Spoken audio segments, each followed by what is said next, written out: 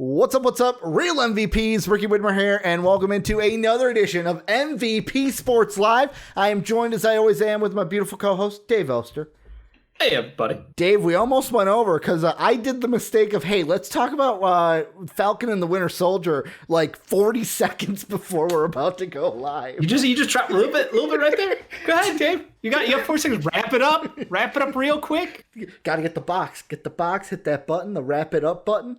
Yeah. From the Dave Chappelle Show. Also, howdy to Ben, the Celtics fan. Ben, nice. One of our watchers, loyal followers in Twitch chat. But some of you may be thinking, Ricky, I was lied to because I was told you weren't going to be on today's show. It was going to be Soapy and Dave. Soapy had shit come up. So it's going to be Dave and I today talking all NBA. If you're new to the show, we talk about sports. Today's an NBA day. Dave, it's a jam-packed one. We got a retirement to talk about. We've got an injury that happened what seems like eons ago, but it was only early this week. We have to, I hope you have the tissues ready, Dave, because we may cry or get upset and want to throw won't be things. I will break something.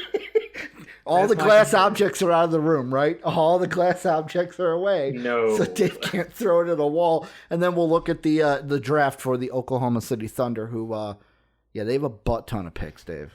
I'm just putting it bluntly. They have a butt ton of picks. But before we get into everything, though, quick housekeeping. If you're not in the Discord, you're behind the 8 ball. Go and join the greatest community in the universe. Link down below in the description. If you're on YouTube, !Discord into Twitch chat. Get you that link to get in for free. If you want to support us, patreon.com/MVPvids, or you can throw us a sub on Twitch. Thank you to our Patreon sponsor, Pat Hill. We're on Twitch every Monday through Friday, twitch.tv/MVPvids. We're also on YouTube at MVP Sports. Schedule, there's only one day left, Dave. It's MLB tomorrow with Jake and I. And I'm just going to say this because I told this to Jake. It's going to be a hybrid of a stream because we're going to be talking baseball, but we're also going to be playing MLB The Show while talking baseball. Oh, is it release day? Tonight at 10 o'clock, Dave, for the pre-orders. So I know I pre-ordered it. I know Jake pre-ordered it. He's been texting me nonstop that it's MLB The Show day. So tomorrow there will be MLB The Show to be played during Sunday, or during, I almost went back to the old when I did radio in college it was Sunday Sports Live. Yeah. This one's MVP Sports Live. But Dave, first thing we're talking about today, it's a little quickie. He's going to get, I'm spoiling it now, he will get a legacy wet boy because that's what we do when the big guys retire. Thank you, LaMarcus.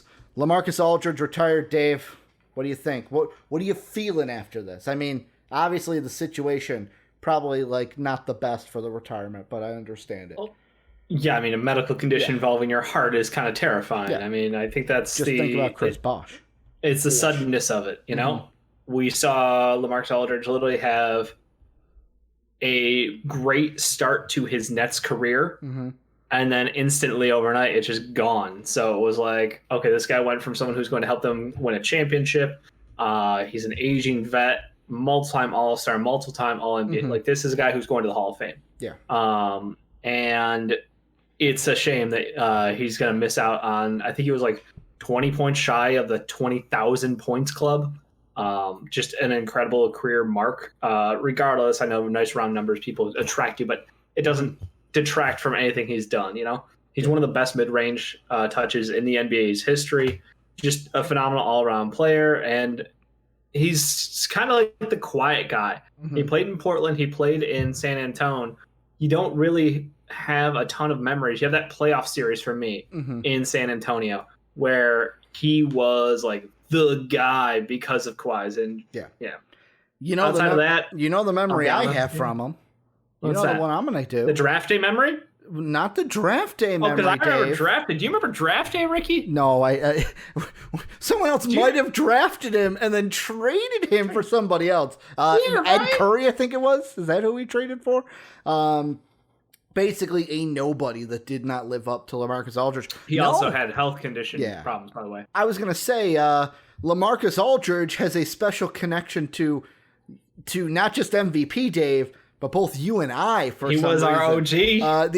If you fast break listeners out there, he was the one. His move, where is he going to go was the first time Dave and I ever talked about the NBA on a podcast. 100%. It was the initial Fast Break podcast, and I was so bad at it. But we had a good time. Should I take it? Because it's on our channel. Download it. Re-upload it as like a special like retirement upload, just so the new people get the notification. No. Maybe if you can clip it down to like some best moments of, because I'm sure I said some incredibly dumb things during that show.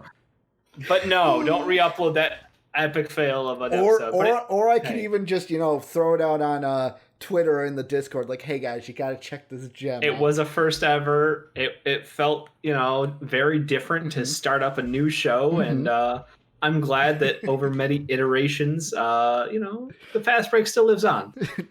Dave's like, I was a very different person then, and I was shy and did not speak. Do you know how long we've been doing this? Was that 2016, 2015, 2014? So that had to be 2016. I can look it up right now. Okay. Actually, I think 2016 seems about right. It's 2021. It's been 5 years. Yeah, I got the easiest way to do this, Dave. I don't care if I get like the white blare off the screen. I don't care ever. Let's see, YouTube, because I could just type in LaMarcus Aldridge and find it. That was before Sean. That was before even Sean was a fucking dude I knew. Sean was 2018. So let's see, LaMarcus. We uploaded that on July 6th of 2015. Wow. I'm a much different person. Yeah, July 6th. I'm a much older person. July 6th of 2016, and I believe, let's see, Ty Lue, because that was the first time that the three of us with Sean were on a podcast was not 2020. It wasn't that one. Was it? Oh, it was, Ty Lue wasn't in the title. It was David Blatt. It was David Blatt's title. Because Ty Lue took over.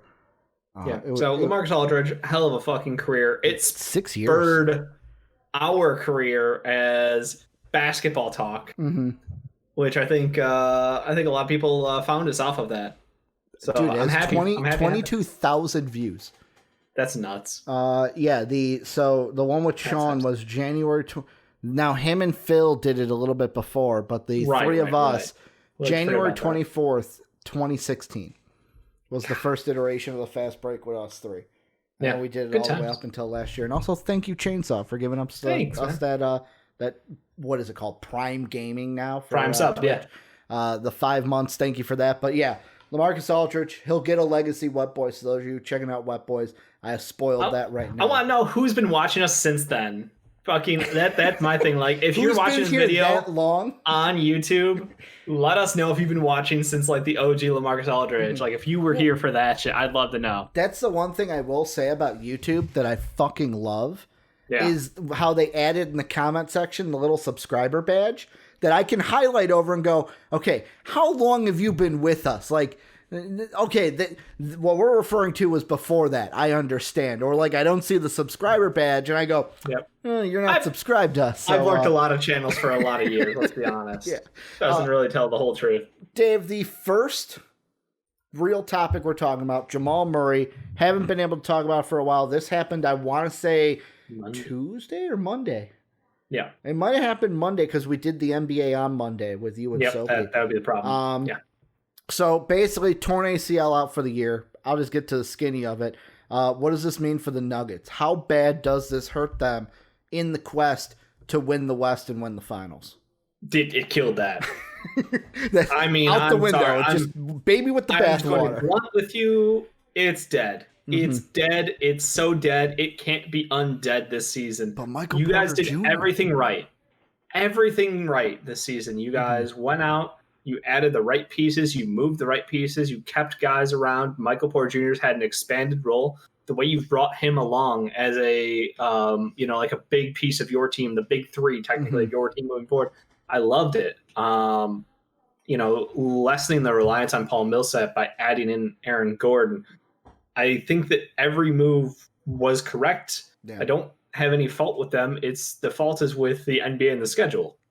I mean, it's the wear and tear on guys' bodies. And I don't know if you want to say it's on the fact that he was coming off of one knee injury and then that caused him to perhaps I don't want to say like it increased his chances of injuring his other knee because, as you know, like when people hurt like one leg, they're going to favor the other leg. Yeah, I overconfident. purely like that argument's been brought up. I Yeah. purely view it as it's a freak accident. Yeah. The way he pushed off and landed doesn't matter to me. Like that had nothing to do with the wear and tear of like I've got one knee and a sleeve right now because I'm coming off of a minor injury here, and now I just fucked up my other knee. Like that's not the same. Dave, Jake put it perfectly in Discord chat, and when he said it, I had not watched the clip yet, and I did not need PTSD, Dave, from Jake's comment.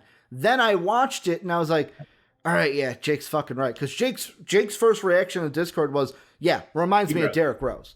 And I was like, let's stop that. I don't need to go into post-traumatic stress disorder because I need to fucking relive that. And then I watched it, and I was like, oh, yeah, no, it was the same thing. Just going up, came down. Foot going up. Yeah. And he's done. I mean, I think you're right. I think JD's right. They have a 0% chance of winning. They probably won't make it to the Western Conference Finals either. And the thing that sucks is I don't even think they get out, like, yet again, maybe this is me overreacting. I don't think they get out of the first round, Dave. Because odds are right now, yes, it's only a game between them and the Lakers. When does AD come back? When does LeBron come back? They could fall, like, even if they fall one spot, they're still playing the Lakers. It's just home court switches. They're 3.5 ahead of Portland. I don't know if they fall all the way to the 6th seed, but it's like, even if they have a first round series against the Lakers now, we're assuming LeBron and AD will be healthy for that playoff series. Yes, Jokic is good. Yes, AG is good. Michael Porter Jr. has been very much improved this season. Yep. But that scoring guard that Jamal Murray brings, especially if he was going to replicate, is the word I'm looking for, what he did last year in the playoffs. If you want context of last year in the playoffs, the dude was putting up 26, 27 points a game on like 50-44 shooting. Like, I'm sorry, 50-44-90, because of course it was, 50-40-90 club for the playoffs.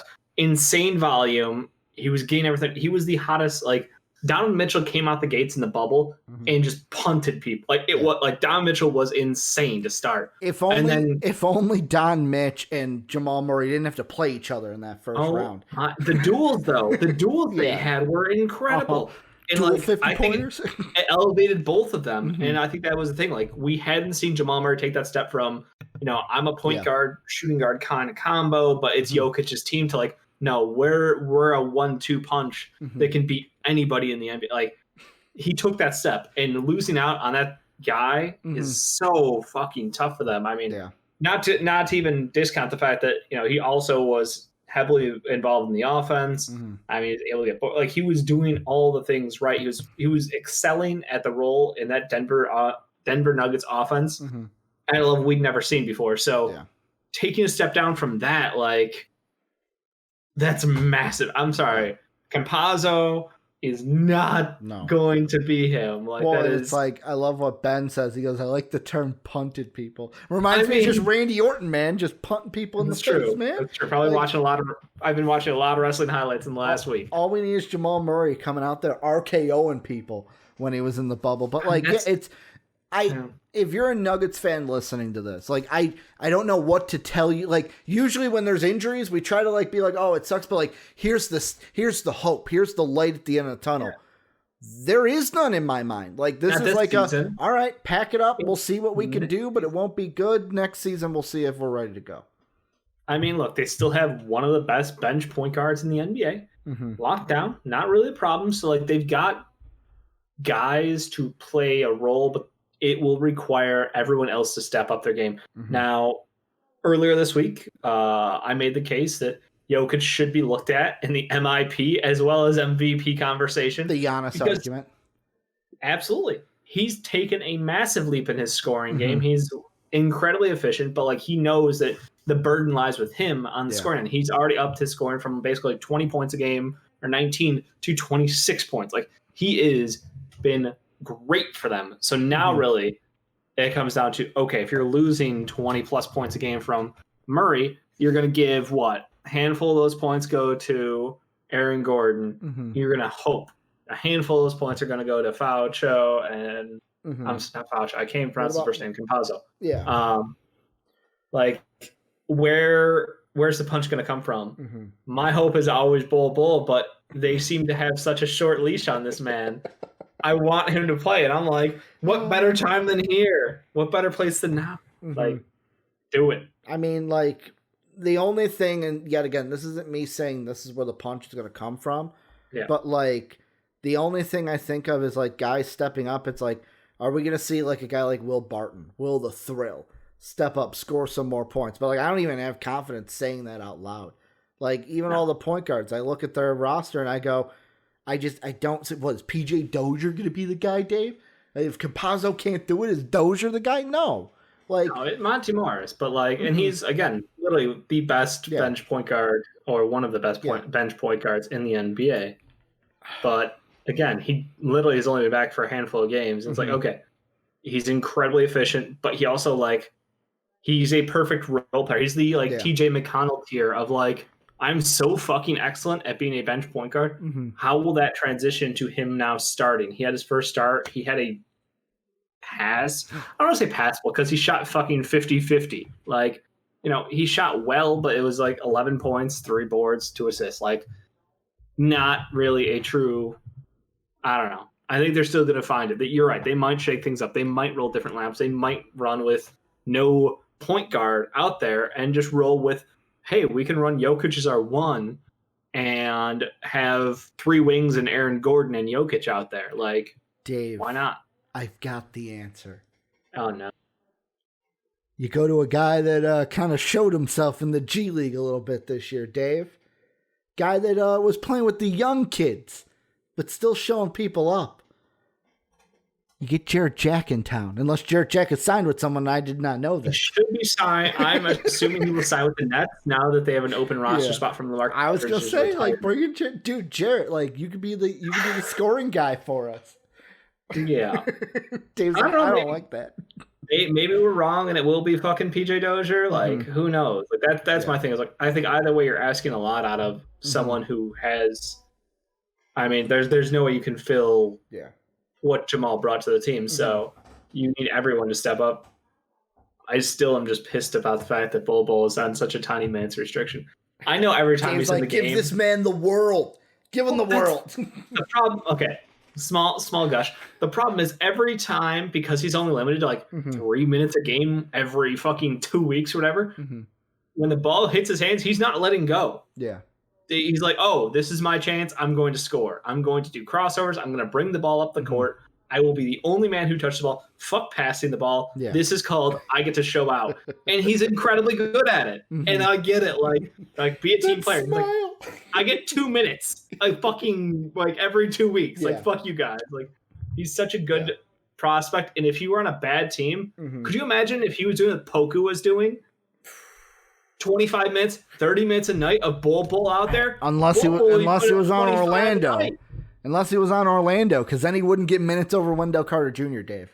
I mean, like, fucking Mo Bamba is about to be he already got replaced by, like, a third stringer. So, that's a whole different problem. But, yeah, like, that's my only, like, this team is so good. But, obviously, I think in the draft, they're going to probably, now I'm going, okay, you're going to lose in the playoffs. Yep. Yeah. Now you're going to look for, an upperclassman late in the draft or as an undrafted free agent. Yeah. I don't know if Campazzo will be a long-term guy there. Maybe he is. Maybe he's not. But, I mean, it was a good pickup for 1 year. I think he's been excellent. But like, I mean, because now you got to think about the recovery process forward. I mean, ACLs aren't what they used to be. Right. It's not a death sentence. Yeah. It's something you can come back from in 9 months. No problem. But, like, also, is it going to be But it's something... the what degree. Yeah. It's what degree. Because, I mean, I know they're not exactly the same injury, but, like, when we were looking at the recovery time for Jaren Jackson Jr., and comparing him to other bigs who have had the same injury. I mean, the timelines, he is 3 months behind. Yeah. What the expectation Do you remember what month Triple J tore his ACL? I'm going to look it up. Okay. Because the only reason I ask that is with Triple J, though, this season, this year's kind of been like a unique situation because it's like, since we didn't have that regular offseason, I can see why the Grizzlies have been like, no, we're going to take our fucking time with you. It's been about 9 months. Okay. So like, yeah, he would have gotten surgery around August 19th is the article, somewhere around there. So like that's why we've been seeing on like NBC. What is it? The NBC like sports ads that used to be Roto World, where it's like, oh, in the coming weeks he'll be reevaluated, and like he's working out now, should be close to coming back. So like, yet again with Jamal Murray, it's next year. It's going to be a little different because maybe we get an actual off season and we don't get like a month before the season starts. Well, no, I mean, like he'll be fine. Like it's, I mean, the rehab stuff's completely on its own. So like I'm not even worried about that. Like he'll have like plenty of time to recover, come back if he wants to wait until mid-season. That's fine. Like you got no fucking need, you know. Because like but what 12 this season is just 12 months would be basically April, and then if my math is right. So April, March, February, January would be 9. So like, yeah, you're right. Halfway through the season. Yeah. I mean, if he wants to come back in Jan, that's fine. Like it's just, it's a whatever thought, but I still am questioning, they're probably going to go ahead and pick up an insurance policy in free agency for him. But this season, like, I think I'm with you guys. Like if you look at the Western Conference playoff picture, it's right now you've got the Jazz are a game and a half above the Suns, who are a game and a half above the Clippers, who are 3 games ahead of the Nuggets, who are 1 game ahead of the Lakers. And it's like the fucking Suns, Jazz, and Clippers are looking good. Lakers, once they get LeBron and AD back, they're back at the top. The WNBA draft is going on, apparently. Oh, it is. I know what's going on. I just realized I hit ESPN something. Oh, wow. I know. Here's can I say a side note about that? Yeah. I saw on the front page right before we went live how ESPN had a mock draft for the WNBA. Why fucking put one out an hour before the draft? It's useless then. How much traffic is that mock draft going to get? I get WNBA people have their own opinions on that, but like, it's dumb to do a mock draft an hour before the draft. Like, I don't disagree. That's just my one thing. Is there a team, if the Nuggets... Say the Nuggets only fall off a little bit, just a tiny bit. Well, if they fall to 5, because there's a little bit of cushion between them and Portland at 6. So if they fall to 5 and the Lakers go with number 4, or if the Lakers that's the thing. The Lakers in their last 10 have been passable, but they've also gotten some lucky draws. And when are they going to get LeBron AD back? Do they add them and then bump up to 3 so then they're not playing the Nuggets? I don't think 3's in reach. I'll be honest. 4 game about 4 game difference with 17 to go. Yeah, it's not unthinkable. But like the Clippers are shooting when they come back. Yeah, the problem is the Clippers are shooting league best from 3. I mean, they're playing well even when PG and Kawhi sit. Yeah, and by the way, Paul George is a fucking flamethrower right now. So good luck there. Yeah. The Suns. Chris Paul, Denver, don't even worry about it. Yeah. They're a great team. The Jazz, great team. So, like, I almost feel like the Denver Nuggets are already entwined with the Lakers as far as that's who they're going to face in the first round of the playoffs. Yeah, I think with Jamal Murray, it was a matchup. Yeah, I think without Jamal Murray, I'm afraid they could go out in the first round. I'm with you. Like, I do not think, unless there's a freakness that LeBron and or AD do not play in the playoffs, which I'm not expecting to happen. I'm assuming both will be back. Yeah, I don't know if they'll both be playing full games, but they'll both be back and available. If both are back, I'm saying like Lakers in 5. If it's a series, maybe Lakers in 6. I think that's the problem. It's like, I think Jamal Murray would have made this incredibly interesting because would have made it a 6 or 7 game series. He adds the scoring dynamic from the 1, and there's not a guy in the Lakers who can blanket him. Like, I'm sorry, I love like Taylor Horton Tucker. I love the idea of Alex Caruso coming out and being part of the big 3, But like, I can't say that with the talent they've got. I mean, Aaron Gordon is a perfect defender to annoy LeBron, to try to slow him down, to piss him off, but like, they don't have that difference maker who is going to get red hot for you. So I agree. I think this year, if they're stuck at the 4 or the 5, they're pretty fucked. Yeah. I think they get fucking tossed in the first round. They are only 3 back of the Clippers. I don't think this happens, but just devil's advocate. If they do pass the Clippers and become the 3 seed, what are their chances against Portland? Because I don't even like that either, because you got Dame and CJ.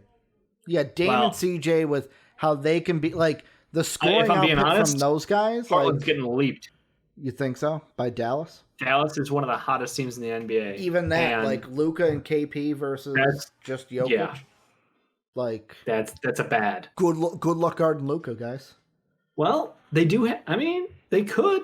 What? Honestly, I would throw AG give on them the Nuggets more of a chance to beat the Mavs than the Lakers, and potentially than Portland.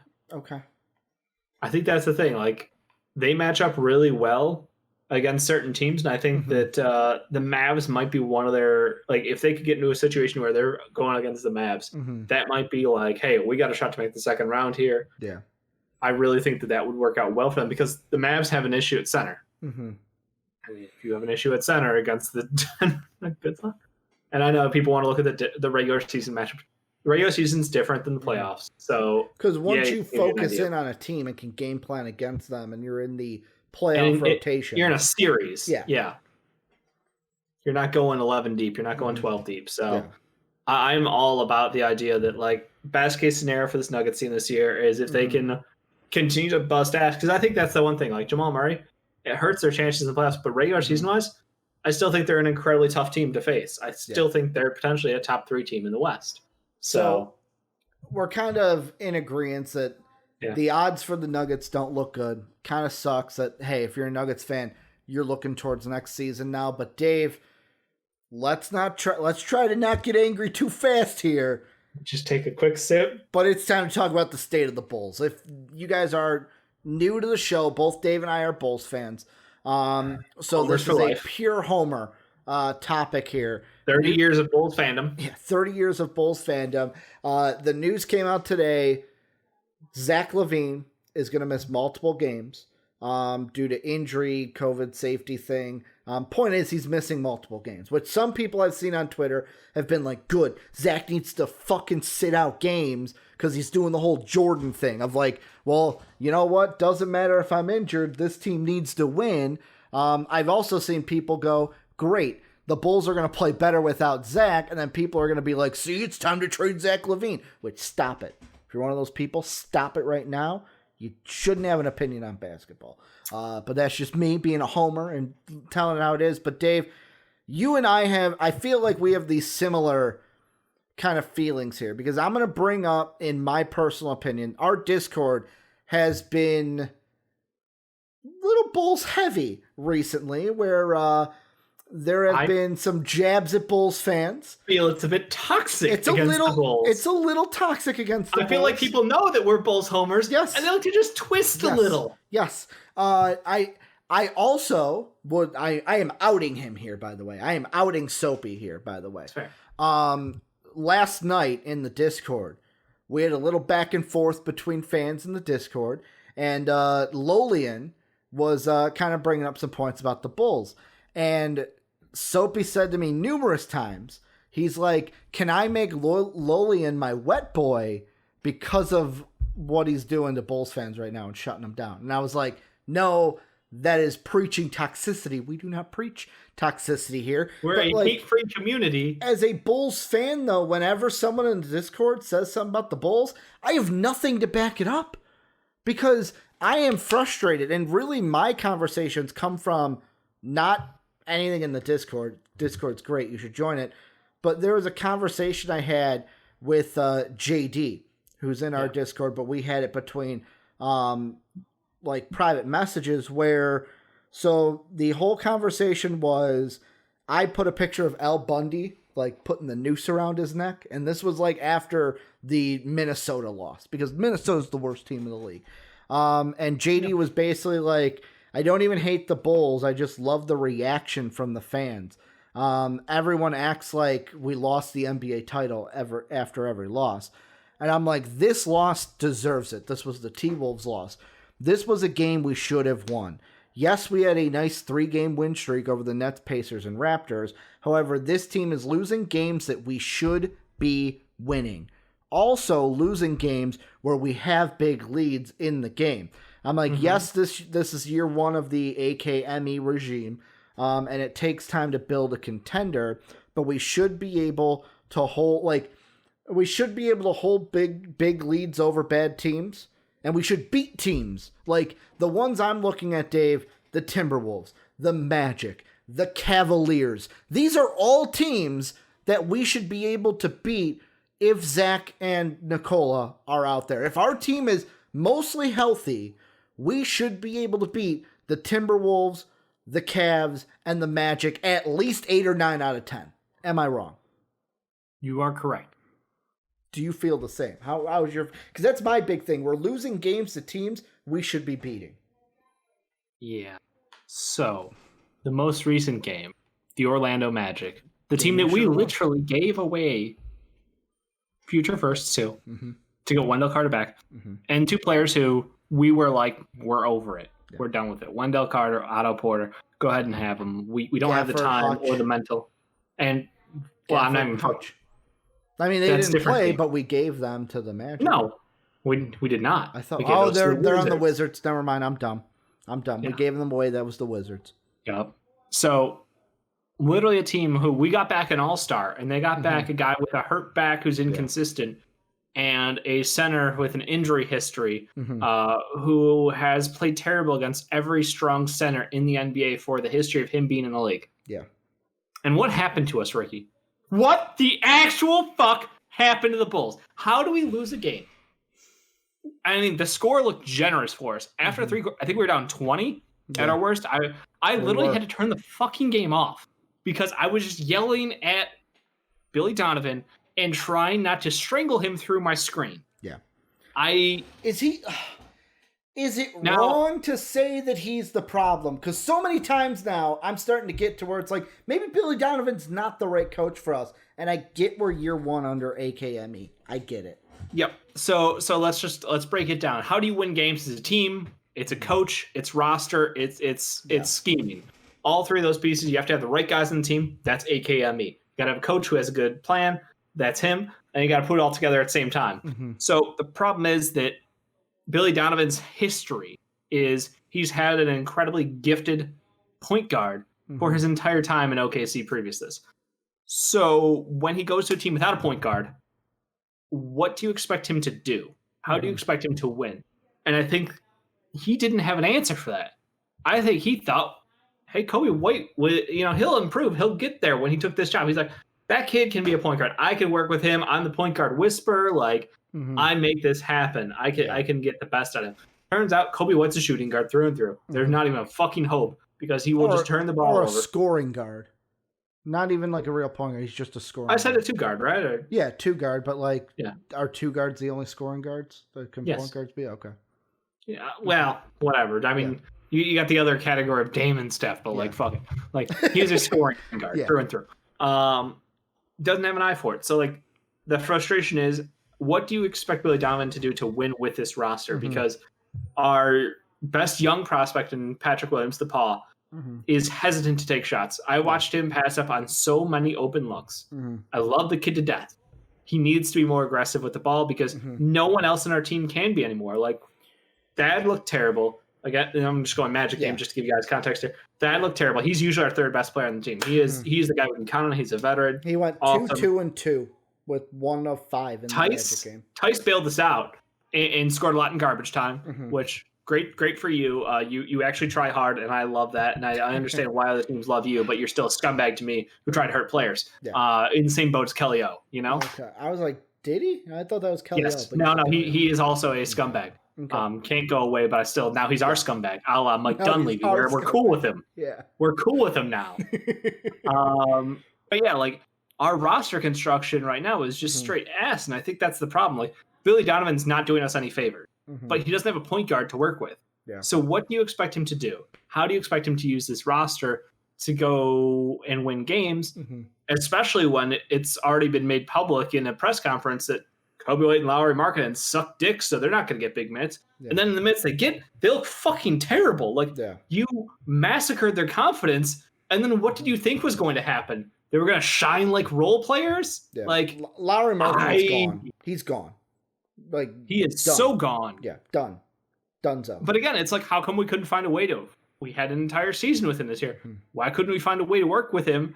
I mean, he came out the gates and literally kicked the door in and had like a 38-16 game or something like that. Like, this roster construction is one problem, but I can't ignore Ricky, the coaching. Yeah. Not doing us any fucking favors right now. I'm gonna take a step back. There's a lot that you said unpack. that I love. So the first thing I want to unpack, JD mentioned it because this was a big thing that me and him were talking about. Where JD says in Twitch chat, he said, but like I said in the conversation, you guys, meaning the Bulls, still have a lot of players who don't know how to win, which is a big problem. And to me, I would say, okay, that's true. Zach hasn't been to the playoffs. Vuce has been to the playoffs twice, but bounced in 5 games because they made the playoffs the last 2 years. Vuce could win you a playoff game. That's what he's shown. He could, but like, here's the thing. And I saw an article where I guess Bulls players are complaining that since the trade deadline, there hasn't been a lot of practice time to work together, which is a problem. I agree that our roster, we don't have, I love Zach. Zach's our guy. I get mad at Jake every time Jake says, oh man, I can't wait till he's a Sixer. Get your hands off him. He's mine. I'm like the jealous girlfriend that's like, no, he's mine. He's mine. Yeah. He's mine. I'm just going to be all over him so that you take your eyes off him. But it's like, I feel like since the trade, even a little before that, trade dead, since the All-Star break, Zach has been less aggressive too. And I get he's missing multiple games. So that could be it. It could have just been the ankle injury. Yeah. But to me, I look at Billy Donovan, like you said, and I go, I was so hopeful of you at the beginning of the year. It's almost like I know Jake had mentioned to me that, and he threw the Mark Jackson in my face. He goes, Ricky, but he's your Mark Jackson. He's the guy that's going to get your players ready so that you can get your Doc Rivers. You can get your Steve Kerr. But I don't even believe he's the Mark Jackson anymore. There are so many times that Bulls, when Bulls Twitter and Bulls Reddit tell you to play a player like Troy Brown Jr., and then they end up being right, you know you're doing something wrong. You know you're doing something wrong when the fans are like, hey, play Troy Brown Jr. more. Hey, could you play Troy Brown Jr. more? He's really good defensively. We could use that. He actually gives effort. And then, he only played, 14 minutes in the game against the Magic?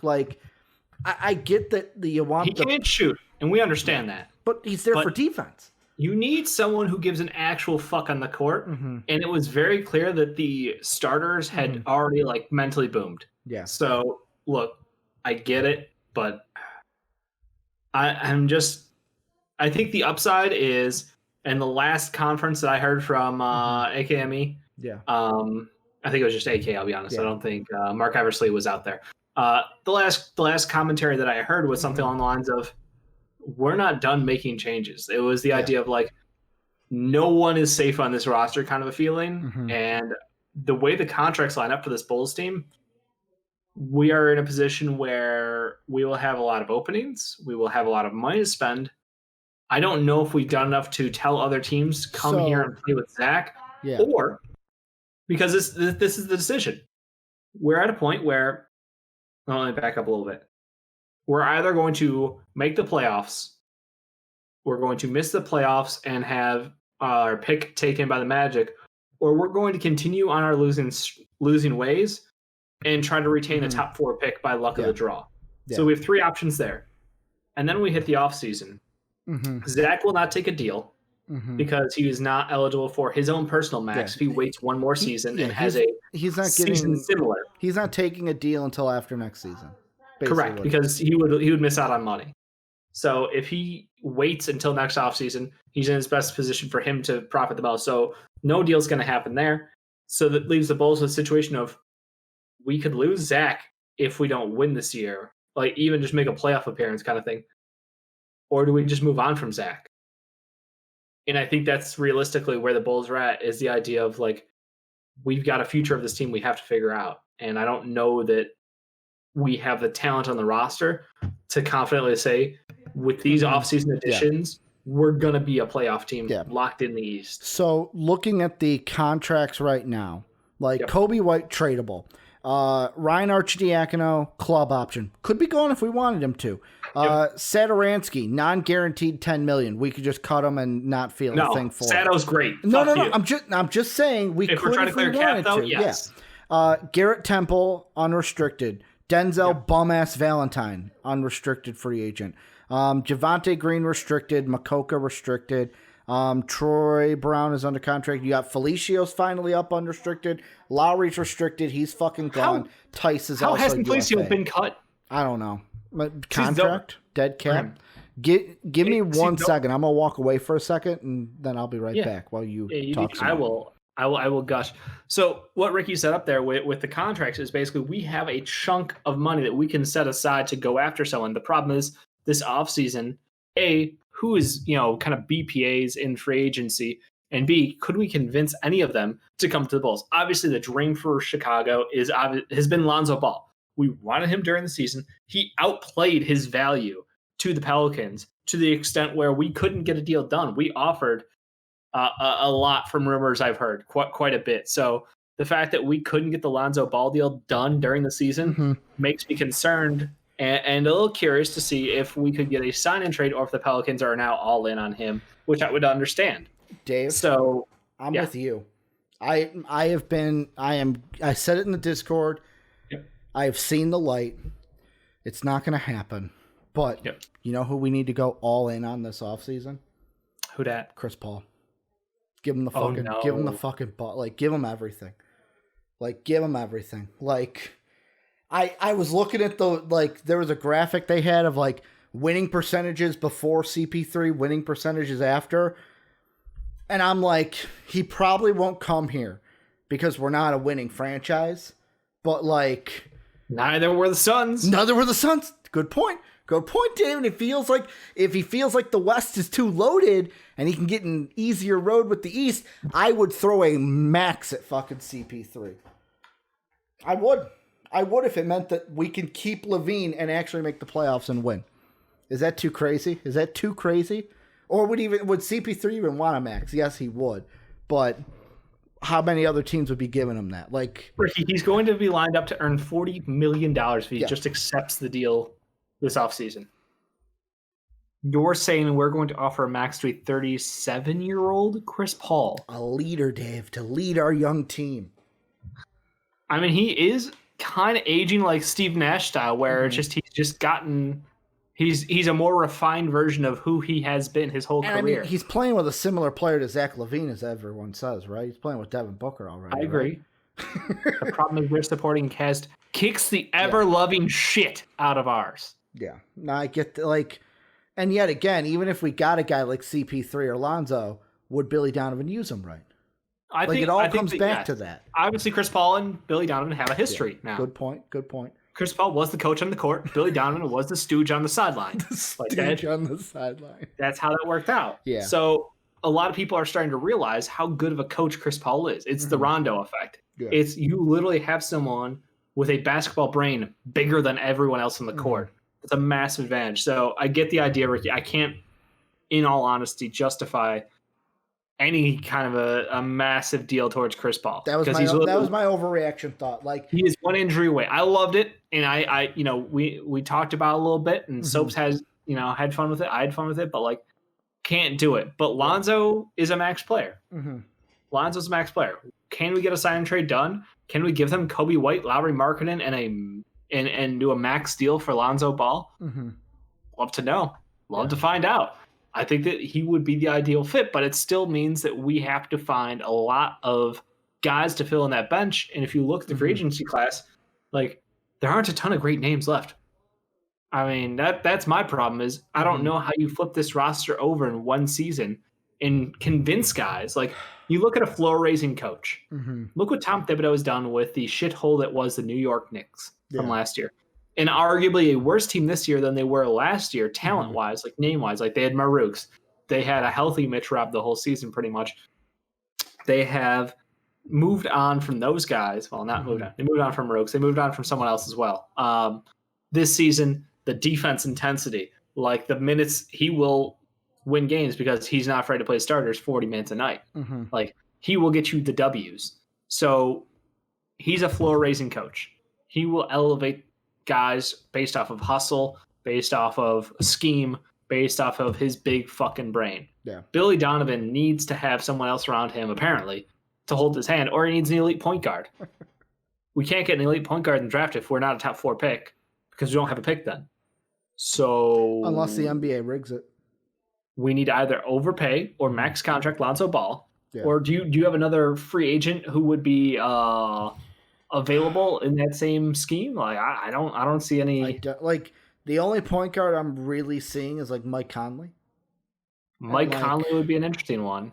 Like that's the thing. How much would you pay for that? Otherwise, it's like the only guards out there that I'm looking at, and I'm looking Kyle at Lowry's unlikely to come here. Yeah, he's probably going to go to Philly if he has a choice. If he leaves, if he leaves Toronto, he would go to Philly. Would be everyone's guess. All the other guards are like Norm Powell, Miami. Which he's not a. He's a shooting guard. He's a shooting guard. Yeah. Goran Dragic, would he leave Miami? I don't know. Miami's a better team than us. If Miami, the only way he leaves Miami is if Pat Riley says your watch has ended. Yep. Your watch here in Miami is over. Go retire or do whatever you want. I don't care. Yeah, that's the problem. So I mean, Derrick Rose seems to love Tom Thibodeau, so he's gonna stay. Yeah. We're already down to literally like who is our savior at point guard? We don't have one. Here's a question that I'm going to ask you. So AKME says we're not done making moves. TJ McConnell? TJ McConnell, like Jake. I'm not even memeing anymore. I'm not even memeing. No. TJ McConnell might be the most reasonable guy we can go after in free agency for our starting point guard, which hurts my soul. Mm-hmm. So the question I have is, when AKME says, or AK you said, just says we're not done making moves. Yeah, the roster, this roster is not locked in. We're looking at free agency. Are there any offseason trades, or should we as Bull fans not be looking at this as a 1-2 year deal or 1-2 year thing, even with Zach on this roster?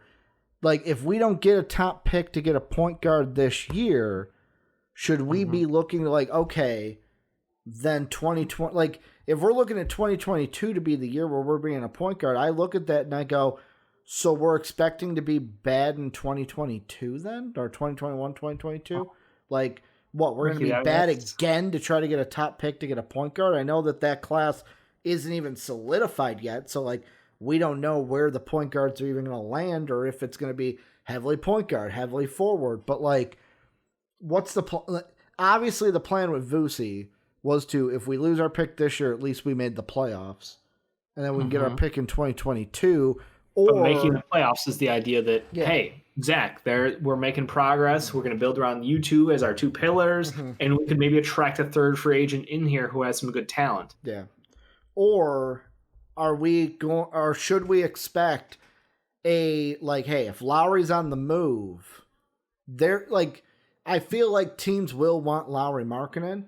Should we expect a sign and trade for Lauri Markkanen, which will get us a pick somewhere in the first, maybe a Kobe White trade that may get us a pick in the first, even if it's lower on?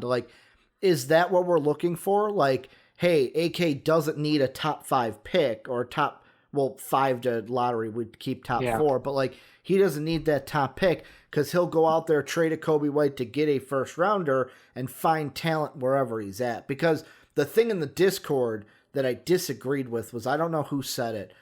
They said, well, what is AK? I think it was Lolian. What has AK done to deserve such praise? And I went, the Denver Nuggets.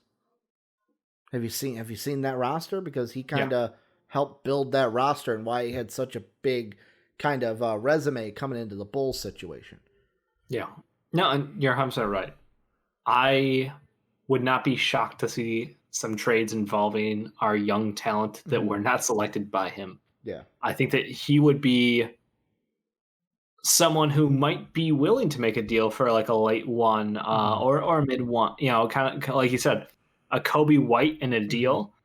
What if we flip Kobe White for Jared Butler? How would you feel about that? If we did Kobe White plus something, we got Jared Butler in a 2-back. We're adding a point guard and a point guard who can play defense next to Zach LaVine potentially. Did I just fix the Bull? Like, that's literally, guys, it's not fucking hard. Get someone who plays defense and can play point guard. Yeah. We have a very narrow circle of what will help this team. The problem is that also from a scoring standpoint, someone needs to give Pat Williams some confidence. I get he's a young kid. He's so incredibly young.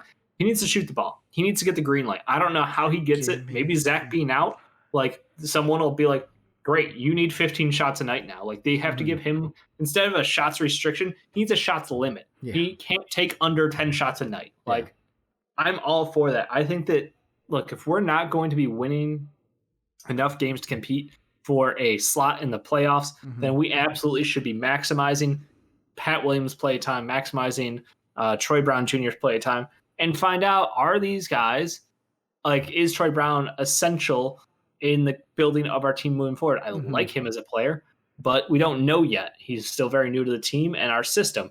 Pat Williams, obviously incredibly talented, defensively, physically ready. Shot looks good. Everything looks good. The mid-range is silky. But we need to find out if he can be the guy who will take steps in his career to be Paul George, Leonard, to be of the upper fucking 10 players in the NBA, or is he a guy who right now could be kind of a mid-range kind of guy as far as his career arc? Like, is he not going to top out? That is absolutely what we have to do. So I've come up with this question for you because you brought up Jared Butler. Yep. If we traded Kobe, got a pick, and both let's say we're at like 16, 15. Giddey and Butler are both on the board. Who would you take? Would you go with the Butler because he's probably better, maybe better defensively than Giddey, or Giddey just because of the raw potential? Like, I feel like Giddey's got a much more higher potential ceiling. He does because he's 6'8". Yeah. Like, it's that easy. He's higher on my big board. I get it. And he's younger than Jared Butler, too. He's 18 and a half. Yeah. I would pick Giddey. Do I think it's a perfect fit? No. Yeah. Do I care? Not really. But that's the AK pick. He's going to take whoever the best player available is. We all thought it would be Denny Abdia at 4. And he said, no, I'm going to take the guy I think is the best on the board, and Patrick Williams. Yep. And we will see how that turns out in the long run. We'd love him right now. I got no problem. And Denny Abdia is buried under the stooge and Scotty Brooks out there, so it's not like he looks great either, you know?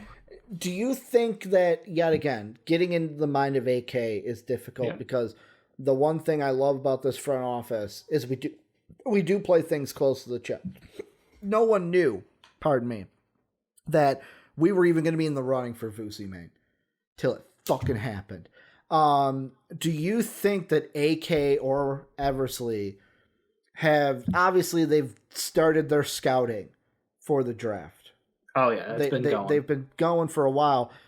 Do you think they've sat there and gone, hey, maybe there's a guy in the second round, and yet again, I'm taking some of the overlap from the first round that could fall, like a Sharif Cooper, Daishen Nix, Joel Ayayi. Cooper will not fall in the second round. I'm just telling you right now. Trey Mann, Max Amos, right from Colorado. Like, is there maybe they're like, hey, we've got there's some guys that maybe they're in the second that we can use for that point guard position if we lose our first rounder or if we don't trade for a first rounder, or hell, even if we do trade Kobe for a first rounder and it's like, hey, we don't need to use a point guard here because in our second round, there's a plethora of guys who can help us in this team moving forward because we're not going to win a championship this year. Hell, we're not even going to win a championship at the end of next year. I know this.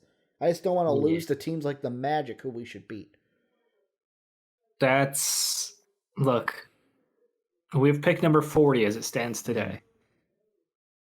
Are there guys who could fall to 40 who would be helpful for us? Absolutely. But should we be counting on a second rounder to bail us out from not having a starting point guard? No, absolutely not. So, sure, if Daishen Nix falls to 40 for some reason, take him.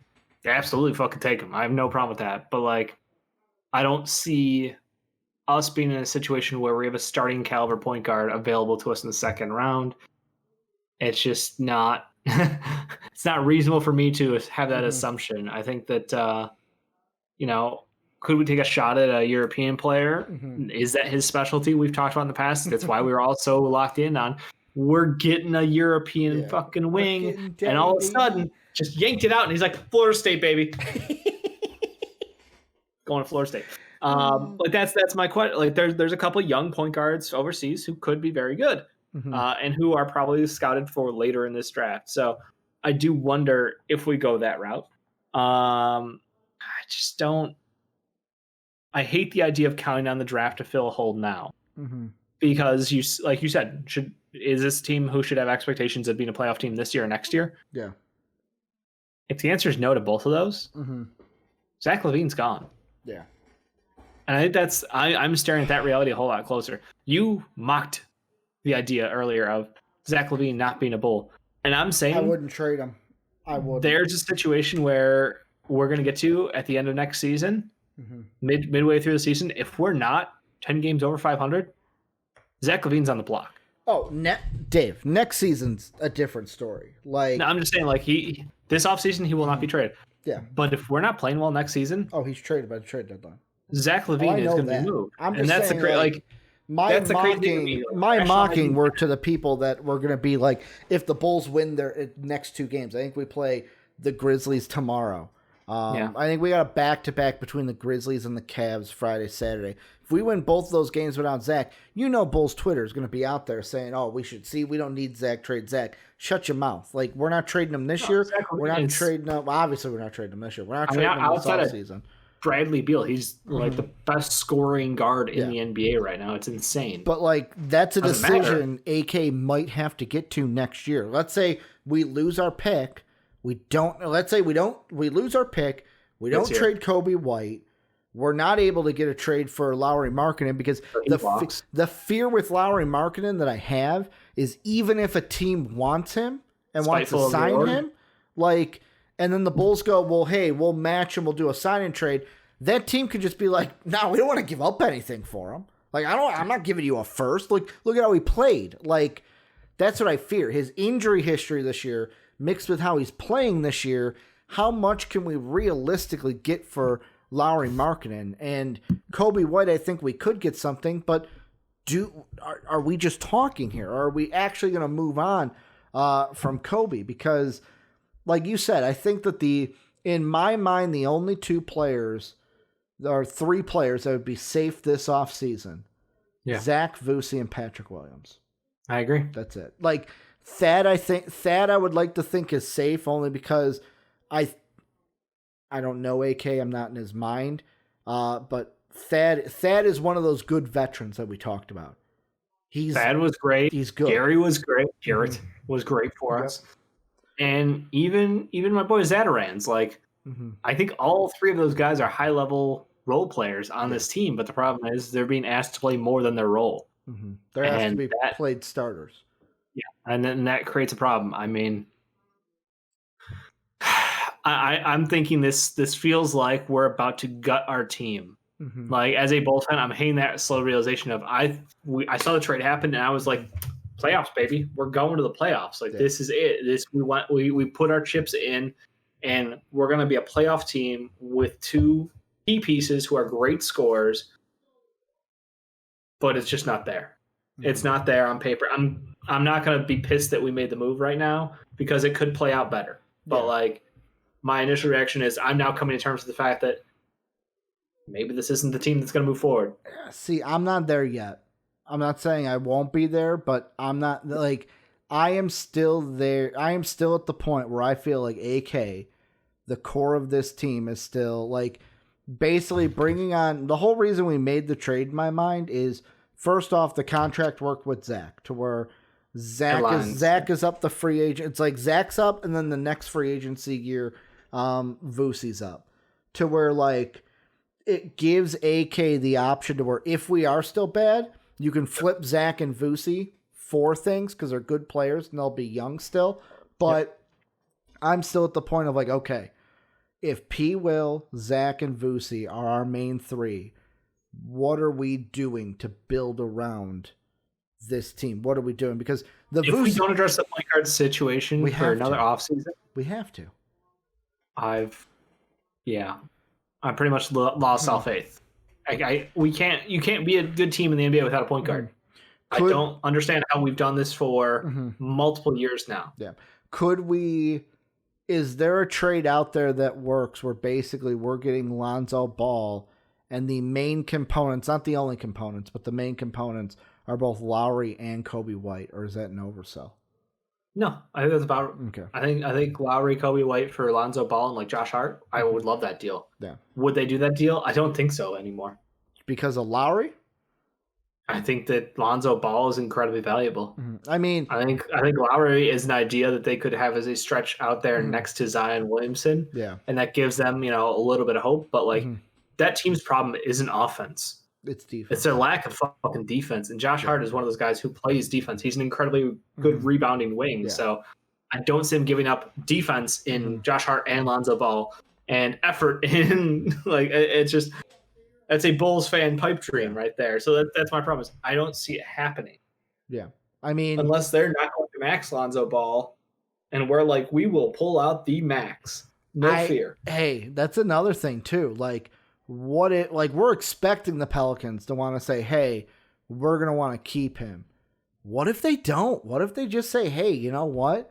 We don't want you. Like there's a part of me that thinks that Lonzo is either going to be a Bull or a Knick next season. Because yet again, could be the smoke screens, but there were the rumors. He wants to play in New York. He wants to play in Chicago. He's going to force his way to one of those two situations. I think it gets done this offseason. He's either a Bull or a Knick. It's just who's going to get the deal done. Who's going to get it done? The better team right now. The Knicks are the better team, but who are they going to give up for him? And basically, are the Bulls don't have this year's first to give up. We gave it to Orlando. Exactly. And I would give it. If we didn't make the Vuce deal, I would have given up a first for Lonzo Ball, in a heartbeat. Because basically at that point you can say, hey, at least we addressed a need that we were probably going to address in the first round, or in the first round anyways, with the point guard situation. Anything you think we have not touched on the state of the Bulls? No. The last question I'll ask you, and this just popped in my head really quick. Let's say we do get to the atomic situation that you talked about, where we're bad, we're trading Zach LaVine next year. Does Billy get fired after next year if we're still bad? Is it a 2-year thing, and then AK's like, well, you weren't who I thought you were, fired, I'm going to get the new guy in? Did we get a point guard? If he's losing with a point guard, then yeah. I think you get 2 years as head coach, and unless we're doing absolutely dreadful. Yeah. I mean, if we're getting our shit pushed in, then absolutely fire him. But he's not bad enough yet, and I know he's had poor situational game awareness. I feel like his rotations on the floor caused me to have an issue. The fact that players sometimes if you can't convince a player, Bulls Twitter has better rotations than you, Dave. If you can't convince our young players to shoot the ball more and have confidence in their own game, then you're not doing your job as a coach. Yeah. It's very clear what our problem is right now. And it just defaults to Zach LaVine, save us. So now that Zach's not there, what's going to happen? Yeah. I mean, we're going to have to wait and see. Maybe it's a thing of this team hasn't had, maybe it is what the article I read said, and this team just hasn't had the time to practice yet. And then they get a full off season. They come out next year, gangbusters. I'd love it. I would love it. Gangbusters next year. The team knows each other. But it just, to me, the biggest problem, the biggest upset I have, it all comes back to we should be JD and I had the conversation, and JD said, he's like, I don't think that the Magic are a team that you guys beat 9 out of 10 times. He's like, it's more of a 7 out of 10. And I'm like, I disagree. We should beat that team. We have 2 All-Stars. Exactly. They have 0 All-Stars. We should beat. We have one of the scoring champions, basically. Guy competing for. None of it makes sense. In my mind, Magic, Cavs, Timberwolves, all teams we have lost to, we should beat those teams 9 out of 10 times. Yep. We should beat them. If Zach and Vuce are healthy, and you can make the argument then that maybe Zach wasn't the healthiest, but yeah, that's going to do it for the Bulls conversation, Dave. Looking at the clock, we will push the draft topic to next week, so that'll push everything down the line a little bit, because otherwise Dave and I will be here for a 2-hour podcast, which we do not want to do. Thank you guys for checking us out. Twitch chat was popping today. Make sure to join the Discord. If you're like, hey, the Discord is mainly Bulls fans. Well, if you're not a Bulls fan, join it. We welcome everyone in there. It's the greatest community in the universe. I love the community that we have. And when Discord pops off like it does most nights after the NBA games, link down below in the description, or !Twitch into Discord or exclamation Discord in Twitch chat. I always fuck that up. That'll get you the link. If you want to support us, patreon.com/MVPvids is where you can go ahead and support us. Thank you to our Patreon sponsor, Pat Hill. You can also throw us a sub on Twitch like Chainsaw did today. Thank you, Chainsaw, for the sub. I think it said 5 months of Prime sub. Thank you for that. We're on Twitch Monday through Friday, twitch.tv/MVPvids. We're on YouTube at MVP Sports. Jake and I will be here tomorrow to talk baseball, probably while we play MLB The Show, because, Dave, we are T-minus about 3 hours and 15 minutes till MLB The Show. Cannot wait. It's already downloaded. It is waiting. PS just got to give me access. Just got to give me access to the game, and I will be playing it tonight. So thank you guys for everything that you guys do. And as always, have a good day, everybody. WPN.